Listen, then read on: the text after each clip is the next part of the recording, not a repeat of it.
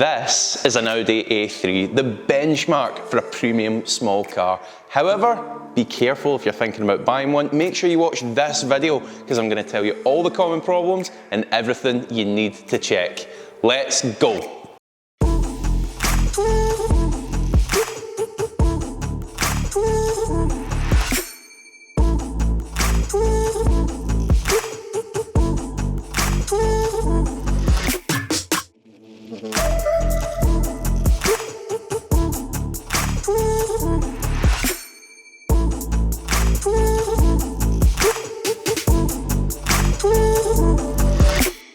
Picture the scene. We're there to see your new A3. Don't get carried away with how good it looks or jumping into that test drive right away because we've got a few checks to perform before you hand over that hard-earned cash.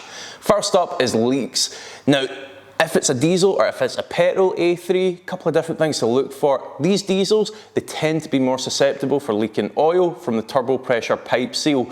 Now, if it's a petrol-powered A3, tends more to be the water pump that leaks coolant. Either way, we're just going to want to have a look underneath here. Try and get a look at the under tray too and look for any coolant and any oil. Be sure to repeat this also after you've been a test drive, just in case it's a seller trying to pull a fast one and mopping up any mess before you arrive. Now, speaking of engines, there's bloody tons of options when it comes to these. There's the entry level 1.2, 103 horsepower, 123 brake horsepower 1.4, 178 brake horsepower 1.8, 148 brake horsepower 1.4 that could automatically shut off some of its cylinders to save some fuel. And then for the diesels, you've either got 103 brake horsepower 1.6, 148 brake horsepower 2 litre, or a different version of that, which was 181 brake horsepower. And breathe. Honestly, all of these engines, they're pretty good. It just depends what you are looking for out of the car. If you're going to be doing a lot of motorway miles, then yes, the economical side of the diesel is going to be really beneficial. But if you're doing a lot of short journeys, then the diesel's not going to be a good fit, obviously, because you'll start to run into DPF problems and such. Now, the one thing to consider, however, is the choice of engine will determine the choice of gearbox that you're given. Let me explain. This is only going to apply to those that are equipped with the DSG dual clutch gearboxes, which is probably most of them. So the way that it works is that certain engines are paired with certain gearboxes. So if you buy the 2 litre diesel, it comes with a 6-speed DSG gearbox. And that gearbox has wet clutch packs, which are super reliable, probably never going to have any problems with that within reasonable mileage if the owner's taking good care of it. However, if you buy the 1.8 TFSI, although the engine is really good and powerful, 178 brake horsepower or so, it comes with a 7-speed dry clutch gearbox, which honestly, I just don't think can really handle the power. And if, like me, you end up having to replace the clutch packs twice. So if you do go buying a dry clutch equipped car, don't come crying to me when it doesn't work properly. I'm only kidding, of course. Here's what to look for if it happens to be a dry clutch the car you're looking at is equipped with. As you're on that test drive, make sure there's no judder as you pull away or when the car shifts into second gear at slower speeds. As you pull away, check that there's no judder coming through the drivetrain that might suggest those clutches are faulty. Now, if you want to find out if the car you're looking at with a certain engine type is equipped with a wet or dry clutch, drop a comment below and I'll let you know. There's just too many options to go through in this video. Now, before we get on to this next check, a favour for... Can I get this one done? Now, before we get on to this next check, a favour to ask from you guys. If you're finding value in this content, please go ahead and give this video a like. It really helps us out.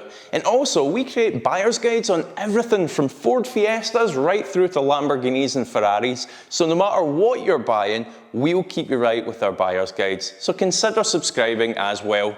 Anyway, on to this next check. Here's a recall you definitely want to be aware of. For cars made in August of 2017, which is really specific, but the circumstances in which this occurs is pretty dreadful. And it is the rear hub carrier. Some of them that were manufactured were a bit defective, and in bad cases, the bloody wheel came off. So we definitely want to make sure that recall has been carried out if the car was made in late 2017. Here's another recall to be aware of, the passenger airbag. So on some cars made in 2014, there was a dodgy weld on part of the assembly that makes it up. And in bad scenarios, it could drop off into the cabin. Be aware of that one. Before we jump into that driver's seat and look towards the test drive, here's a bit of an unusual one for you. Grab these headrests, give them a good old shake. What happens is where these are welded onto the backs of the seats seems to be weak in some cars, and it'll actually break off in some scenarios. Again, this was a recall, something that Audi replaced, so it shouldn't really be a problem anymore. But if it is a problem, it requires a whole new back seat, which probably what I'd be avoiding. And here we are. At the moment, I'm sure you've been waiting for getting the car out on the road and actually getting to drive it.